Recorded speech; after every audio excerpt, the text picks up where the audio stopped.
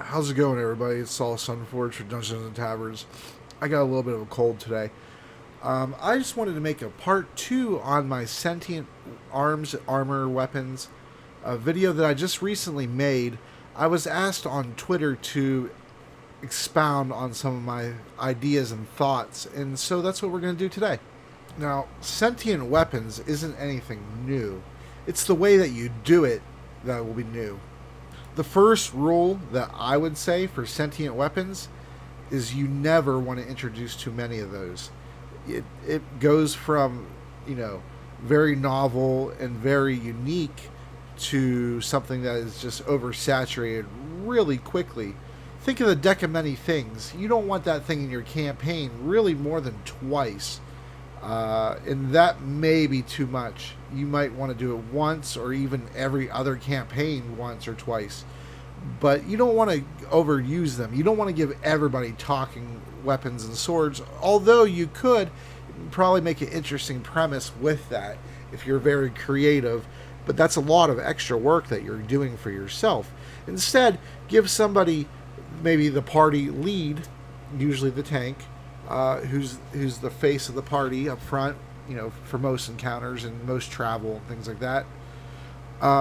Maybe give them the talking sword or, you know, the talking item, and it can speak to the entire party through just one item, and so you can write in a whole bunch of different dialogue and different things, or the party could take it out and, you know, after some invoking or enchanting or whatever have you, or the item just, you know, when it's unsheathed from, you know, if it's a sword or something, then that's what activates it to come back to life. And so when you take it out, you know, when you brandish it, that's when it is able to talk, and then when you sheath it back in, it deactivates, and so the thing isn't talking your ear off. The second thing is you don't want to make it annoying. It's supposed to be something that is novel and exciting, and it could be something, you know, depending on how well you do it, that your party members talk about for years. You know, when they're telling other people about their campaign sessions and things like that, they may not remember the entirety of your campaign and all your lore and things like that. But I assure you, they're going to remember a talking weapon who is sassy, perhaps. You can make it a sassy woman or something. Oh, hell no, I know you didn't just take me out to kill this fool, you know, something cool like that. Make everybody freaking die laughing. Or you can make it, you know, mournful and sorrowful. Maybe somebody was captured. It could be a very benevolent person, and they were imprisoned in this person's weapon, but that person's long gone, whether they are dead or captured or, you know, still looking for their weapon. They lost it somehow. Maybe they lost it in a bet at the brothel or something. You know, you can think of millions and millions of reasons, and so that person's seeking out their weapon, and you have it. How are you going to deal with that? Is that person the new BBEG of the campaign? I don't know. If you're having a dynamic campaign where you don't have a BBEG set and the players set who the BBEG is, that's the best campaign you'll ever run. Because if you go into a campaign, and I know this is like an aside, and I do that sometimes to give a little bonus tips because I like to talk and I like to give you as much information as I can, you know, in a timely manner. But I find that when you allow the players to select who they consider to be the main threat, and you don't do that for them, they're instantly invested in the campaign. You can take that with you. So yeah, so you can have a poor, unfortunate soul trapped in this weapon, and the main quest becomes how to free it. And either you have to go seek out the owner of this weapon to get this person out. Maybe it's a very powerful deity that's trapped in that weapon, so that you automatically know, if you let that information eventually divulge it to the players somehow, they're going to know that something out there was powerful enough to capture a deity and imbue its essence into this weapon where they're confined and they don't have any way out. With their immense, massive amount of power, they still can't get out. So that's going to let your players know automatically that person is a threat, and they need to take that person serious.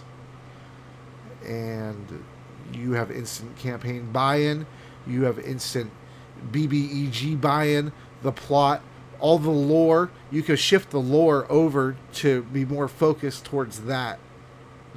Don't make it, oh, isn't that a coincidence? I happen to find everything I need to know right here. Don't do that. Don't do information dumps. Players don't like information dumps.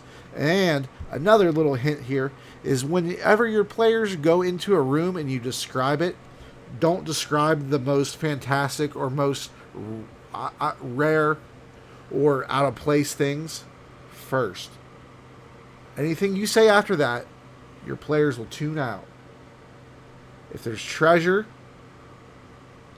if there's a puzzle, and their passive perception or whatever would get them through a lot of it, don't go explaining those things first, because anything that follows gets blocked out. That's why you don't want to do lore dumps. Another way that you can go with it is that it could be a genie or a djinn or something like that, an Ifrit. What's the other one? A Marid. They're trapped in this weapon, and if you free them, they will grant you wish. So that could be how they get wish, or your reward is they know the location of a deck of many things. A lot of players, I find, when you introduce a deck of many things, lose their mind. They don't think about all the bad stuff in the deck. They think about all the good stuff. So if you have a sentient weapon who's offering this up to them in exchange for their freedom, well, you just propelled a whole bunch of different plot lines in your story. You have the players going to search out a quest, a massive quest. It could take the entire campaign. It could be the reason. It could be the new reason your campaign exists. It depends on how much you want to flesh it out. So you're sending them on the quest. They're promised nice rewards. You can even promise them epic loot or whatever it is. Once you get to know your players, you'll know what each individual draw for each player is. Some people just want role playing, so give amazing role playing. A lot of people just want treasure, so give them treasure, or give them the knowledge of where treasure is. Then this can be a really out of the way place that the players probably wouldn't ever have encountered regularly in the world, but because they found this sentient item and they're agreeing to help it, once that's complete, that sentient person in that item will divulge that location. It could be a mega dungeon. It could be a artifact location.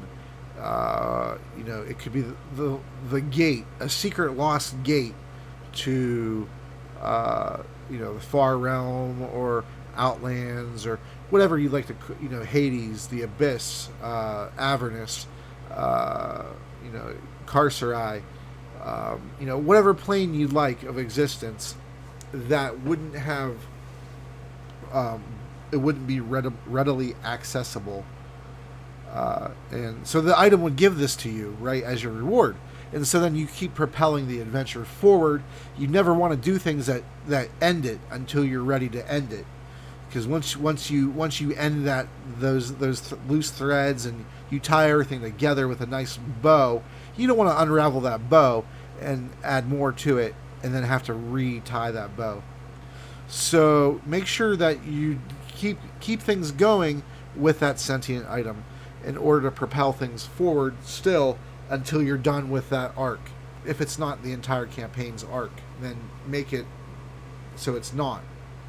Um, and you just add in more intricacies and more dialogue and just more of everything. And so really it's just a matter of how much work you want to do. But the thing is, with a sentient item, if you do that work, it's going to pay off for you over and over and over and over. And you can also use that to keep fleshing it out, hone your skills, and you can use it if you have multiple campaigns with different players. You can reuse it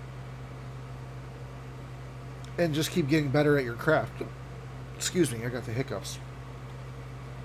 And so that's another way to do the sentient item. It promises a wish or reward, and it delivers. Another thing you could do is it promises a wish and a reward, and it doesn't deliver. It tricks the players. The players then feel betrayed, and depending on what type of players you have, they may feel betrayed by you personally. And you'll have that. Some players won't be able to differentiate, and some players will. They'll know that you're doing it to keep the story going, keep it compelling, and keep the players wanting to come back week after week, which is your goal. Along the lines of the sentient item making promises and at the end not delivering, to go further with that, the person inside this item or entity or being, celestial body, whoever you decide to have, infernal, demon, a devil, whatever you wish, that person could pretend to follow you. It could give you bad advice, hoping for your downfall, or it could be the BBEG itself trying to trick the party into allowing it back into the world. So half the campaign could be the party going through great lengths for this person or being, only to be tricked. And the second half of the campaign is about revenge, exacting revenge, finding out who this enemy exactly is, finding out their weaknesses, their military forces, if they have security, where they're from, if it's a religious being or something like that, then finding out lore about them. Then you could go ahead and have the party go to different libraries and things like that you have in the world, or perhaps monasteries, to learn more about the foe that they're going to eventually be fighting after they freed them. They're going to feel like you might have tricked them, but they're not going to care. It's going to be awesome. And you can do all these things, and there's a lot more. And I'll let you come up with some ideas yourselves. My ideas, you could just take them if you want completely as I say them, or you could go ahead and change them. My hope is that it gives you some way, a spark of inspiration and creativity to make your world a better place for your players and for yourself. If you enjoyed this video, go ahead and give me a subscribe and let your friends know about it. I'm trying to make these videos for you every 3 days. They come out around 2 p.m. Eastern Standard Time.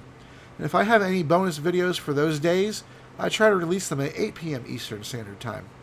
I also do videos in between where it's just bonus content of me playing games. They're not really edited in any sort of function.